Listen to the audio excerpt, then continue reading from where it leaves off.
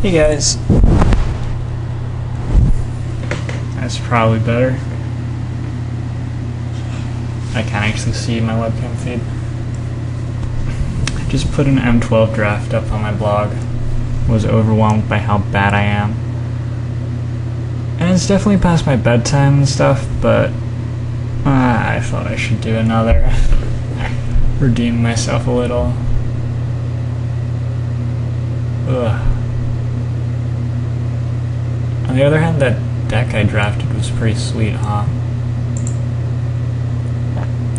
Just like everything I did was wrong. Disagree with all my picks. And I just opened Jace and lost in round 1 anyway. Okay, so this queue is slowly picking up steam. Hopefully in not too long we'll actually be opening Planeswalkers. I have yet to see someone else cast a Planeswalker against me in M12 Limited, by the way. I am the only person I've seen cast Planeswalkers in my games. Wonder if there's some sort of constructed thing I'm meant to be playing. I have not been playing constructed at all the last couple of days. It seems like all the constructed formats are irrelevant. Look at that, 2 moderns firing within an hour of each other. I guarantee you neither of those fires. Okay, so we open Monomania, which is almost good enough. Recently I've been sort of forcing blue. I feel like M12, other people have told me it's a fast format. I have yet to see that happen, really. There have been a couple of times when people have curved out on me, and sometimes I can't handle that. But I actually feel like, for the most part, games can go very long, and card advantage becomes a huge deal. And unless you're going to count something as, like Jade Mage, as card advantage, which you certainly could, all the card advantage pretty much is in blue or black. Blue has Merfolk Looter, which is essentially card advantage, Divination, which I think is very good, and it has its Mage for drawing cards at the uncommon spot, and then black is Gravediggers. So unless I can draft some insanely good black deck, I tend to head into black-blue or blue something. I could take Tormented Soul here. I could take Glacial Fortress because it's worth, a few cents, and I may end up playing it. I think white is the 3rd or 2nd strongest color after blue and maybe black. I can also take Amphin Cutthroat. I don't think Alluring Siren is quite... Like, I could reach a point where Alluring Siren deserves a spot in my deck, but I don't think I'm quite there yet. Amphin Cutthroat, I'm just gonna get cards like that late. There's nothing exciting in this pack at all, it's just a terrible pack. I'm gonna take the rare. I might play it, and yeah, that's where I stand. I think I'm taking Mind Unbound.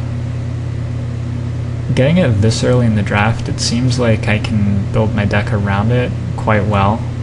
There's an Elixir of Immortality in the exact same pack, look at that. And it'll just be sort of fun, which strikes me as a reason to do it.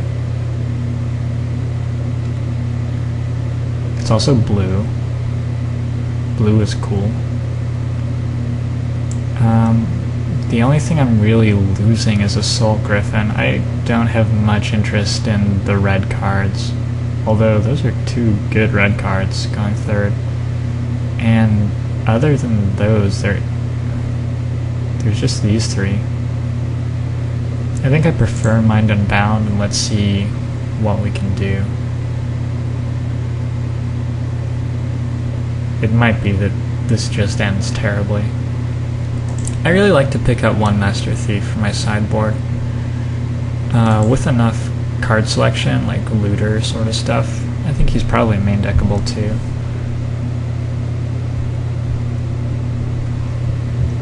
Ponder is definitely not a fourth pick. None of these cards, to be honest, are cards I'm thrilled about fourth picking. I think Cutthroat, given that I'm looking to be blue, is just the best card in the pack.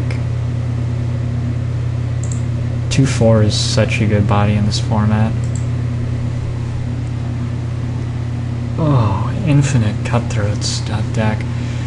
Every pack that I've seen has been like the same common run, and it's always terrible.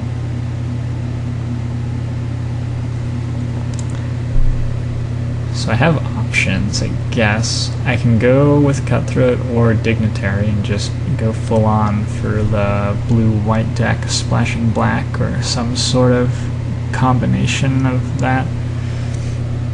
It seems like it makes more sense to pick up the Monolith if I'm planning to go into some sort of controlling deck, splashing colors. So I'm going to take the Monolith and see what develops.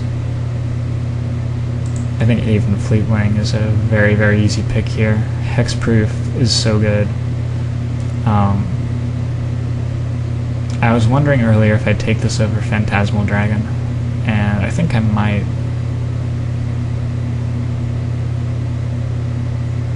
It really is just so good. The other good stuff in this pack is mostly green. Llanowar Elves is the real good card. Carnage Worm is fine. These are my opinions, they may be wrong. Crown of Empires, this is pretty late for a crown. I'm sort of hoping that my deck will be such that Crown of Empires is not good. And probably not good against me either. I would like to pick up a negate or two, given where I'm headed. I think I'm gonna go for a Peregrine Griffin to start.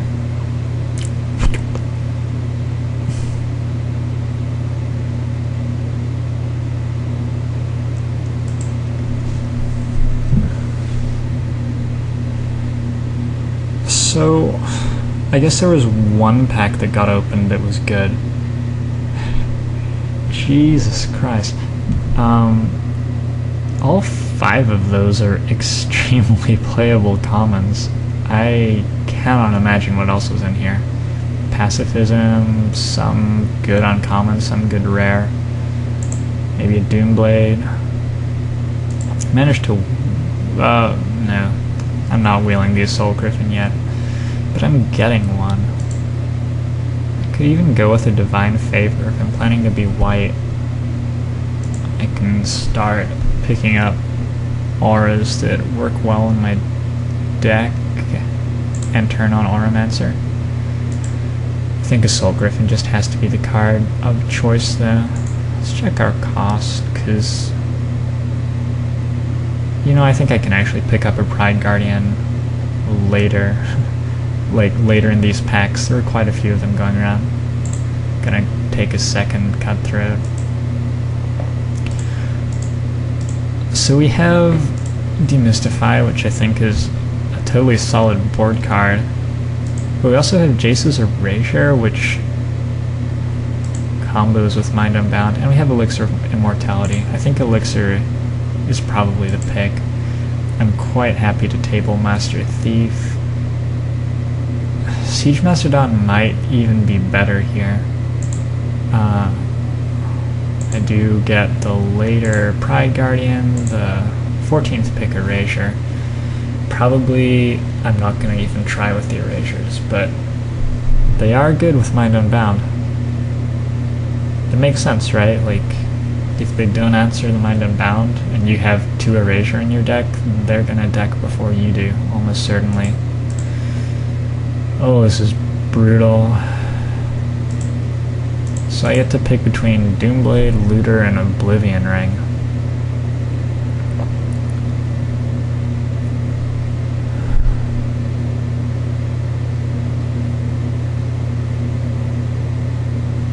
Yikes. Jeez Louise.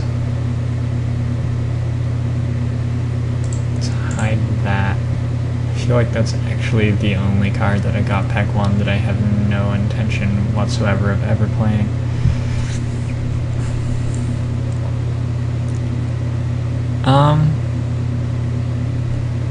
I think Oblivion Ring has to be the pick.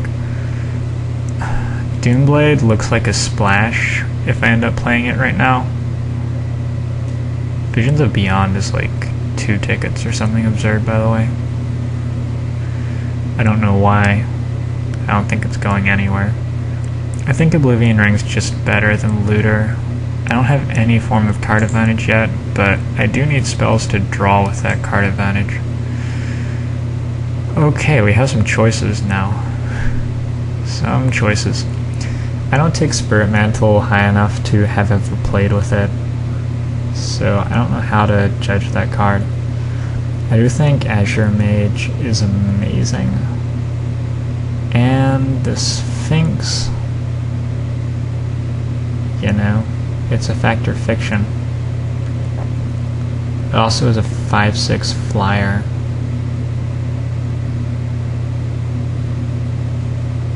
And yet I sort of want to take the mage. The problem, of course, is that it costs 7.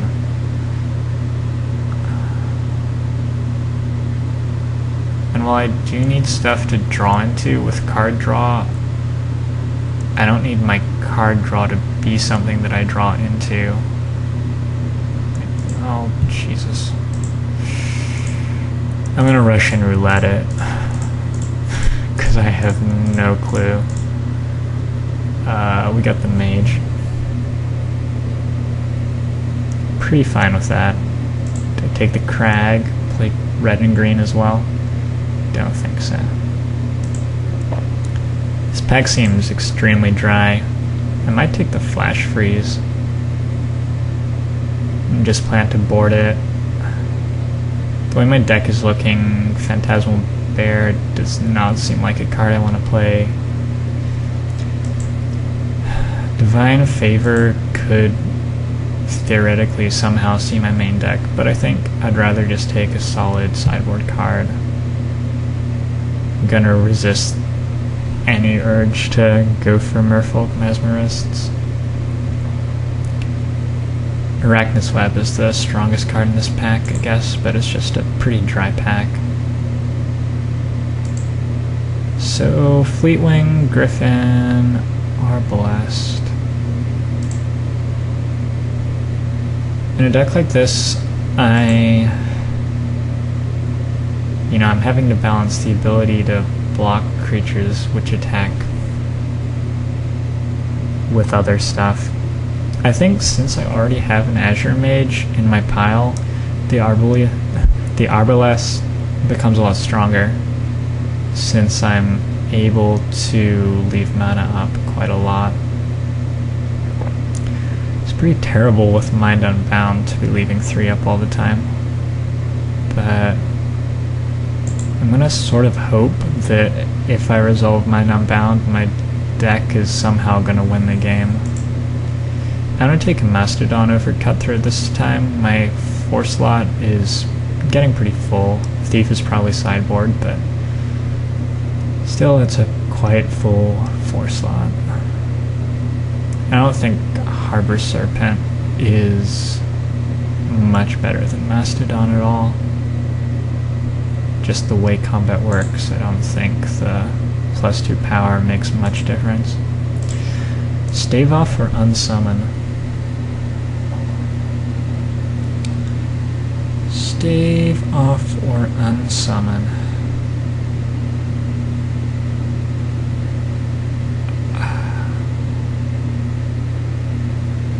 I guess it's stave off here.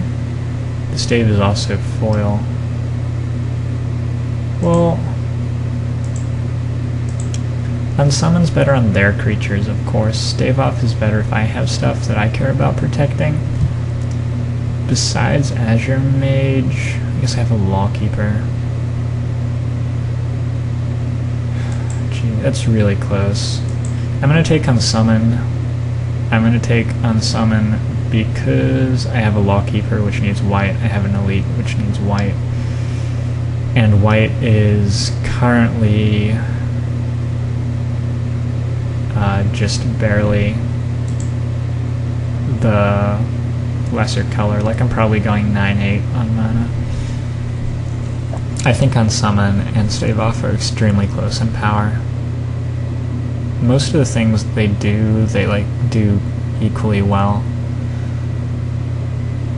Removing auras and saving creatures and so forth. Unsummon's better when it's targeting their guy, and Stave Off is better on yours. Why?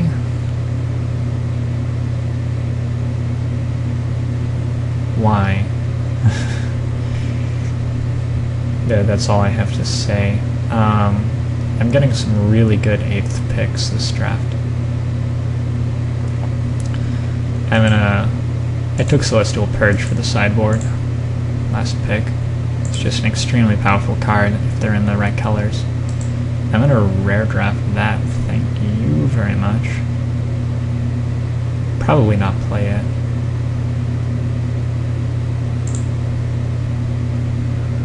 Carl Merfolk or Mastodon.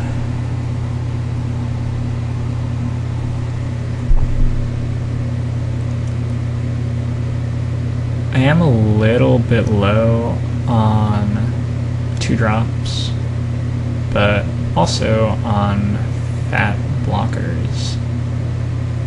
I mean, I have 4 so far. Shoot, you don't get much time once you get to that pick. I took the Mastodon. I'm going to take Divine Favor out of this one. Could be good against some decks. I'm going to Uncommon Draft, take another Pride Guardian, probably boarding that in sometimes, take a 14th pick, Mighty Leap. That card seems playable in like any deck. I'm a little confused by that one. It's not great, but it's a trick. Okay, so the stuff that this deck is really missing going into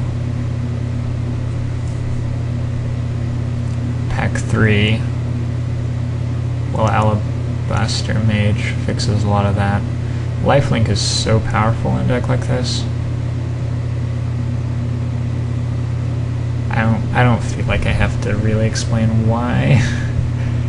This should just be obvious. Ether Adept is very powerful too. It's not as powerful. Definitely not.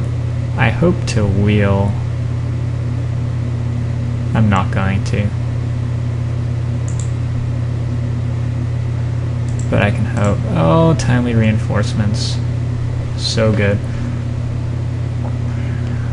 So good. Timely Reinforcements just made my deck like 2 times as good. Seriously, 3 times as good, 4 times as good, I don't know. I mean, once you have 2 Timely Reinforcements in your pile, you're pretty close to playing Constructed. I unfortunately don't have any auras really to exploit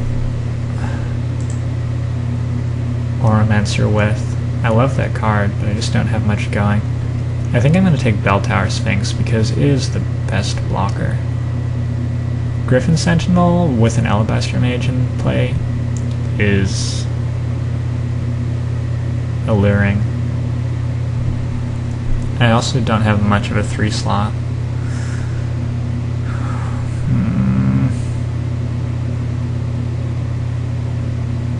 I would usually never take Griffin Sentinel off Sphinx over Sphinx, but like I said, I don't have much of a 3 slot. We're gonna take the Sphinx though. I can't bring this brain just ground to a halt. I think Alabaster Mage number 2 over Lawkeeper number 2. I think so.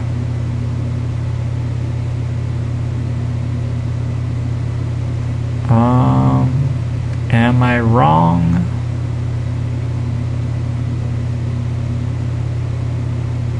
Wallkeeper's gonna be really good against like gigantic green decks, I guess. Alabaster Mage seems fine there. I'm not really worried about those, to be honest.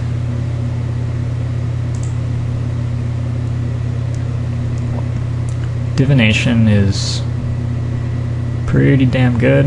It's a 3-drop. It also has almost nothing competing with it. Armored Warhorse, I don't think I want to play. Double white. I have lots of white cards in my pile, but a lot of them are sideboard. Pride Guardian, Mighty Leap, Divine Favor probably. So I'm still not planning on having 2 white on turn 2 very often. And Divination is pretty damn good. Okay, what is happening? I'm going to take another Lockkeeper. I think that's simple enough. He's same effect as Crown of Empires, but it turns out that costing 2 less makes a huge difference. Thran Golem to play with Divine Favor. I'm really surprised by that pack. It must have had some solid cards in it. I don't think I want a 3rd Siege Mastodon, like, ever. I have a Bell Tower Sphinx already. I have double Cutthroat.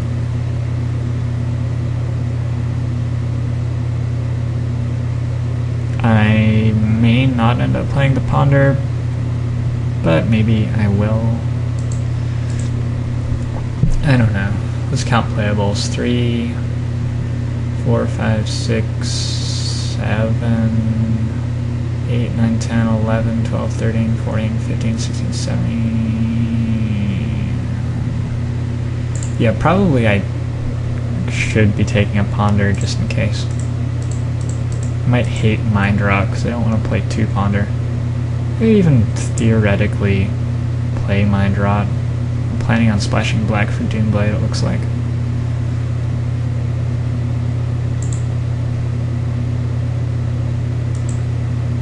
Scepter of Empires is actually frighteningly good against me, I think. Naturalize, maybe? Plummet? Like, we can hate Plummet, we can consider playing Naturalize out of the board against some really weird deck. Whatever, I'm gonna do that. Ornament, what? Well, I'm gonna take Stave off. We do wheel Griffin Sentinel. That's pretty nice. Oromancers are... apparently don't have very high stock in this draft.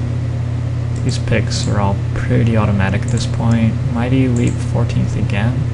I really don't think that card's that bad. I'm not going to play it, but I'm not sure I understand why no one else is interested in doing so. Maybe white just like didn't show up in pack 1 and then nobody was drafting it. Okay, well anyway, we have a deck. I guess we have to do some deck building.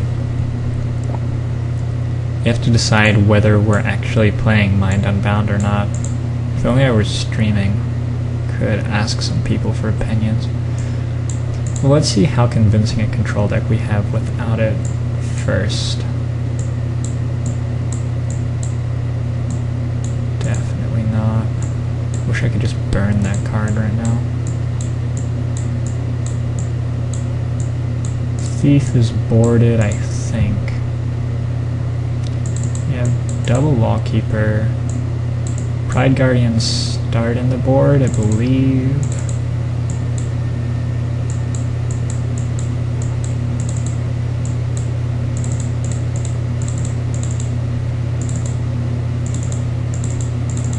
We have 23 cards there.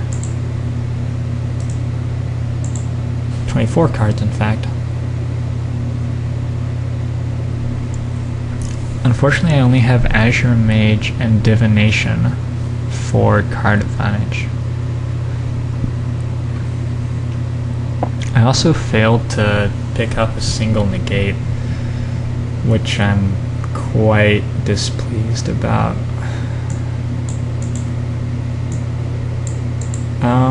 I don't know that it's any good, but I'm gonna do it. My deck does seem quite fair.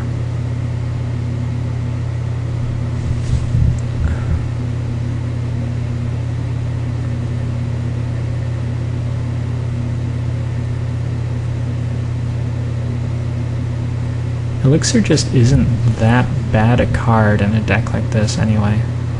God, if I had only gotten a looter, took an Oblivion Ring over a looter, I think I still like that. Have to decide if we're playing Doomblade too. Like, probably we cut some butt. Cut some buttocks. Hey, cat.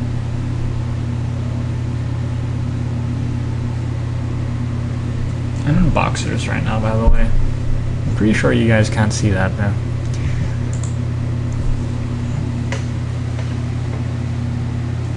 Oh, he's purring. It's past his bedtime, too.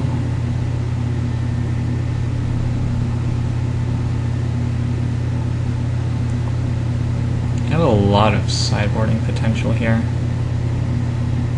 Maybe I bring in Doomblade if I see massive creatures that Lawkeeper isn't likely to deal with or something. I don't know. I don't think I start with Doomblade. And without the Doomblade, I don't think I start Monolith either.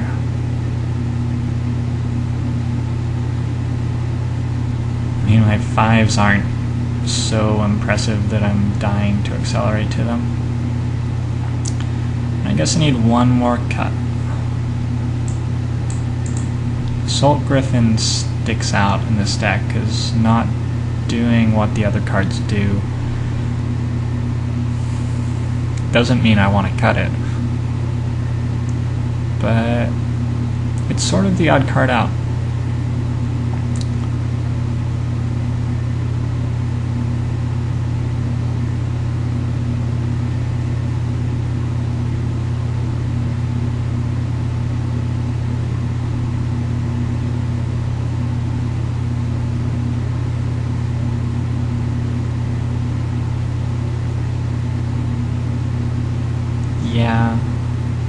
Yeah, I actually think I'm going to drop the Griffin. Now, I may run into trouble just with, like, the fact that I can't actually kill people. I get to go 8/8 because of Glacial Fortress. How cool is that? And it was some tickets. I think these lands are, like, fairly solid picks. Even ignoring the fact that they are rares that people pay money for sometimes. Just because your mana base sort of sucks in M12, there's very little in the way of fixing. So something like Glacial Fortress, like I was saying when I picked it, if I ended up black-blue, gave me an option to splash something white, like the Oblivion Ring or Timely Reinforcements. And even when I end up blue-white and it's not useful for splashing, it's very useful just for casting spells, it turns out. And it's like almost never gonna come into play tapped in Limited, of course, because every other land in my deck is a basic Plains or Island. So there you go. I wonder if Ponder is actually good here. Because I'm sort of trying to find a couple of specific cards. I also wonder if I'm just going to get completely rolled. The Hexproof Enchantment deck is not going to treat me kindly if I end up paired against that.